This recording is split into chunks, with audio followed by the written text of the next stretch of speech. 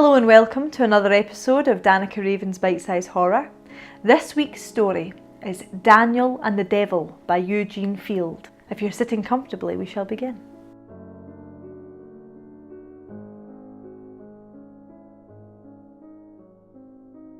Daniel was a very wretched man.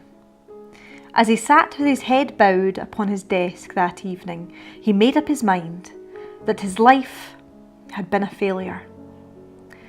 "I have laboured long and diligently," he said to himself, "and although I am known throughout the city as an industrious and shrewd businessman, I am still a poor man, and shall probably continue so to the end of my days unless... Here Daniel stopped and shivered. For a week or more, he'd been brooding over his unhappy lot. There seemed to be but one way out of his trouble. Yet his soul revolted from taking that step. That was why he stopped and shivered. "But," he argued, "I must do something. My 9 children are growing up into big boys and girls. They must have those advantages which my limited means will not admit of. All my life so far has been pure, circumspect and rigid. Poverty has at last broken my spirit. I give up the fight. I am ready to sell my soul to the devil." "That determination is a wise one," said a voice at Daniel's elbow. Daniel looked up and beheld a grim-visaged stranger in the chair beside him. The stranger was arrayed all in black, and he exhaled a distinct odour of sulphur. "Am I to understand," asked the stranger, "that you are prepared to enter into league with the devil?" "Yes," said Daniel firmly, and he set his teeth together after the fashion of a man who is not to be moved from his purpose. "Then I am ready to treat with you," said the stranger. "Are you the devil?" asked Daniel, eyeing the stranger critically. "No, but I am authorised to enter into contracts for him," explained the stranger. "My name is Beelzebub, and I am my master's most trusted agent." "Sir," said Daniel, "you must pardon me, for I am loath to wound your feelings, but one of the rules governing my career as a businessman has been to deal directly with principals and never to trust the offices of middlemen. The affair now in hand is one concerning the devil and myself, and between us two, and by us two only, can the preliminaries be adjusted. As it so happens," explained Beelzebub, "this is Friday, commonly called Hangman's Day, and that is the busiest time in our particular locality, as a Monday is in a laundry, or as the first of every month is to a bookkeeper's desk. You can understand, perhaps, that this is the devil's busy day. Therefore, be content to make this deal with me, and you will find that my master will cheerfully accept any contract I may enter into his agent, in his behalf." But no, Daniel would not agree to this. With the devil himself, and only the devil himself, would he treat. So he bade Beelzebub go to the devil and make known his wishes. Beelzebub departed, much chagrined. Presently back came the devil, and surely it was the devil this time. There could be no mistake about it, for he wore a scarlet cloak and had cloven feet, and carried about with him as many suffocating smells as there are kinds of brimstone, sulphur, and asafoetida. The two talked over all of Daniel's miseries. The devil sympathised with Daniel, and ever and anon a melodious gummy tear would tickle down the devil's sinister nose and drop off onto the carpet. "What you want is money," said the devil. "That will give you the comfort and the contentment that you crave." Yes, said Daniel. It'll give me every opportunity to do good. To do good, repeated the devil. To do good, indeed. Yes, it's many a good time we shall have together, friend Daniel. Ha ha! And the devil laughed uproariously. Nothing seemed more humorous than the prospect of doing good with the devil's money. But Daniel failed to see what the devil was so jolly about. Daniel was not a humorist. He was, as if we have indicated, a plain businessman. It was finally agreed that Daniel should sell his soul to the devil upon conditions that for the space of 24 years, the devil should serve Daniel faithfully, should provide him with riches, and should do whatsoever he commanded to do. Then, at the end of 24 years, Daniel's soul was to pass into the possession of the devil and was to remain there forever, without recourse or benefit of clergy. Surely a more horrible contract was never to be entered into. You will have to sign your name to this contract, said the devil, producing a sheet of asbestos paper upon which all the terms of the diabolical treaty were set forth exactly. Certainly, replied Daniel. I have been a businessman long enough to know the propriety and necessity of the written contract. And as for you, you must of course give a bond for the faithful execution of your part of this business. That's something I've never done before, suggested the devil. Well, I shall insist upon it, said Daniel firmly. This is no affair of sentiment, this is strictly and coldly business. You are to do certain service, and are to receive certain rewards therefore. Yes, your soul, cried the devil, gleefully rubbing his callous hands together. Your soul in 24 years. Yes, said Daniel. Now, no contract is good unless there's a quid pro quo. That is so, said the devil. So let's get a lawyer and draw up the papers for me to sign. Why a lawyer? Queried Daniel. A contract is a simple instrument. I, as a businessman, can frame one sufficiently binding. But I'd prefer to have a lawyer do it, urged the devil. And I prefer to do it myself, said Daniel. When a businessman once gets his mind set, not even the Archimedean lever could stir it. So Daniel drew up the bond for the devil to sign. And this bond specified that in case the devil failed at any time during the next 24 years to do whatsoever Daniel commanded him, then should the bond which the devil held against Daniel become null and void. And upon the same day should 1,001 souls be released forever from the devil's dominion. The devil winced. He hated to sign this agreement, but he had to. An awful clap of thunder ratified the abominable treaty, and every black cat within a radius of 100 leagues straightway fell to frothing and yowling grotesquely. Presently, Daniel began to prosper. The devil was a faithful slave, and he served Daniel so artfully that no person on earth suspected that Daniel had leagued with the evil one. Daniel had the finest house in the city, his wife dressed magnificently, and his children enjoyed every luxury wealth could provide. Still, Daniel was content to be known as a businessman. He ported himself modestly and kindly. He perused with all his old-time diligence and trade, which in earlier days he'd found so unproductive of riches. His indifference to the pleasures which money put within his reach was passing strange, and it caused the devil vast uneasiness. "Daniel," said the devil one day, "you're not getting out of this thing all the fun there is in it. You go poking along in the same old rut, with never a suspicion that you have in it your power to enjoy every pleasure of human life. Why don't you break away from the old restraints? Why don't you avail yourself of the advantages at your command?" I know what you're driving at, said Daniel. Politics. No, not at all, remonstrated the devil. What I mean is, well, fun. Gaiety. Why not have a good time, Daniel? But I'm having a good time, said Daniel. My business is going along all the right.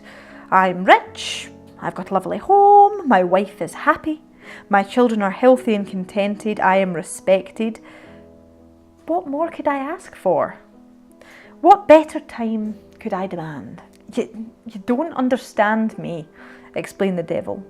What I mean by a good time is that which makes the heart merry, keeps the soul youthful and buoyant. Wine, Daniel. Wine and the theatre and pretty girls and fast horses and all that sort of happy, joyful life. Tut, tut, tut, cried Daniel. No more of that, sir. I sowed my wild oats in college. What right have I to think of such silly follies? I, at 40 years of age, and a businessman too. So not even the devil himself could persuade Daniel into a life of dissipation. All you who have made a study of the businessman will agree that of all human beings, he is the hardest to swerve from conservative methods. The devil groaned and began to wonder why he'd ever tied up to a man like Daniel, a businessman. Pretty soon, Daniel developed an ambition. He wanted reputation, and he told the devil so. The devil's eyes sparkled. At last, murmured the devil with a sigh of relief. At last. Yes, said Daniel. I want to be known far and wide. You must build a church for me. What? Shrieked the devil, and the devil's tail stiffened up like a sore thumb. Yes, said Daniel calmly. You must build a church for me, and it must be the largest and handsomest church in the city. The sittings shall be free, and you shall provide the funds for its support forever. The devil frothed at the mouth, and blue fire issued from his ears and nostrils. He was the maddest devil ever seen on earth. I won't do it, roared the devil. Do you suppose I'm going to spend my time building churches and stultifying myself just for the sake of gratifying your idle whims? I won't do it. Never. Then the bond I gave is null and void, said Daniel. Take your old bond, said the devil petulantly. But the bond you gave is operative, continued Daniel. So release the 1,001 souls that you owe me when you refuse to obey me. Oh, Daniel, whimpered the devil. How can you treat me so? Haven't I always been good to you? Haven't I given you riches and prosperity? There's no sentiment of friendship. Hush, said Daniel, interrupting him. I have already told you 1,000 times that our relations were simply those of one businessman with another. It now behooves you to fulfill your part in our compact. Eventually I shall fulfill mine. Come now to business. Will you, or will you not, keep your word and save your bond? The devil was sorely put to his trumps. But when it came to releasing 1,001 souls from hell, that staggered him. He had to build the church, and a noble one it was too. Then he endowed the church, and finally he built a parsonage. Altogether, it was a stupendous work, and Daniel got all the credit for it. The preacher who Daniel installed in this magnificent temple was severely orthodox, and one of the first things he did was to preach a series of sermons upon the personality of the devil, wherein he inveighed most bitterly against that person and his work. By and by, Daniel made the devil endow and build a number of hospitals, charity schools, free baths, libraries, and other institutions of similar character. Then he made himself secure the election of honest men to the office and of the upright judges to the bench. It almost broke the devil's heart to do it, But the devil was prepared to do almost anything else than forfeit his bond and give up those 1,001 souls. By this time, Daniel came to be known far and wide for his philanthropy and his piety. This gratified him, of course, but most of all he gloried in the circumstance that he was a businessman. "Have you anything for me to do today?" asked the devil one morning. He'd grown to be very meek and courteous. Steady employment in righteous causes had chastened him to a degree and purged away somewhat of the violence of his nature. On this particular morning, he looked haggard and ill. Yes, he looked as blue as a whetstone. "I'm not feeling robust," explained the devil. "To tell the truth, I'm somewhat ill." "I'm sorry to hear that," said Daniel. "But as I am not conducting a sanitarium, I can do nothing further than express my regret that you're ailing. Of course, our business relations do not contemplate any interchange of sympathies. Still, I'll go easy with you today. You may go up to the house, look after the children, see that they don't smoke cigarettes or quarrel or tease the cat or do anything out of the way." Now that was fine business for the devil to be in. But how could the devil help himself? He was wholly at Daniel's mercy. He went groaning about the humiliating task. The crash came at last.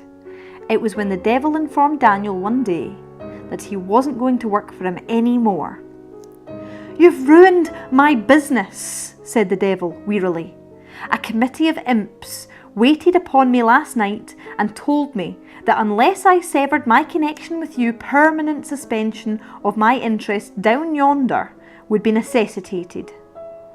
While I've been running around doing your insane errands, my personal business has gone to the dogs. I wouldn't be at all surprised if I were to have to get a new plant altogether. Meanwhile, my reputation has suffered. I'm no longer respected, and the number of my recruits is daily becoming smaller. I give up. I can make no further sacrifice." "Then you're prepared to forfeit your bond?" asked Daniel. "Not by any means," replied the devil. "I propose to throw the matter to the courts." "That would hardly be in your interest," said Daniel, "since, as you well know, we have recently elected honest men to the bench, and as I recollect, most of our judges are members in good standing of the church that we built some years ago." The devil howled with rage, then presently he began to whimper. "For the last time," expostulated Daniel, "let me remind you that sentiment does not enter into this affair at all. We are simply two business parties cooperating in a business scheme. Our respective duties are exactly defined in the bonds we hold. You keep your contract and I'll keep mine. Let me see. I still have a margin of 13 years. The devil groaned and writhed.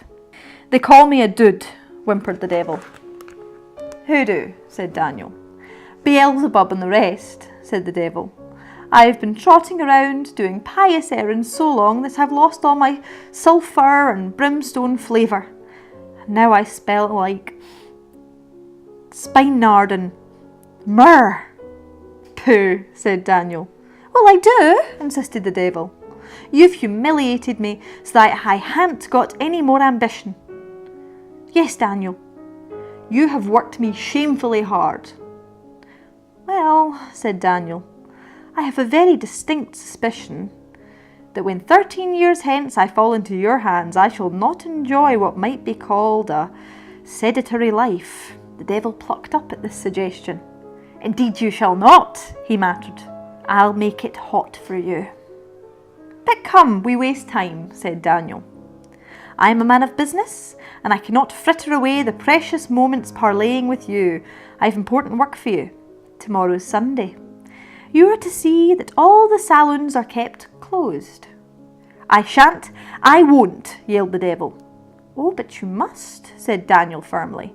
"Do you really expect me to do that?" roared the devil. "Do you fancy that I am so arrant a fool as to shut off the very feeders whereby my hungry hell is supplied? That would be suicidal." "I don't know anything about that," said Daniel. "I'm a businessman, and by this business arrangement of ours, it is explicitly stipulated that—" "I don't care what the stipulations are," shrieked the devil. "I'm through with you, and may I be consumed by my own fires if ever again I've anything to do with a businessman." The upshot of it all was, the devil forfeit his bond, and by this act, Daniel was released from every obligation unto the devil, and 1,001 souls were ransomed from the torture of the infernal fire. That was a Faustian tale with a witty twist. If you enjoyed that, why not tune in next week for more Danica Raven's Bite-Size Horror.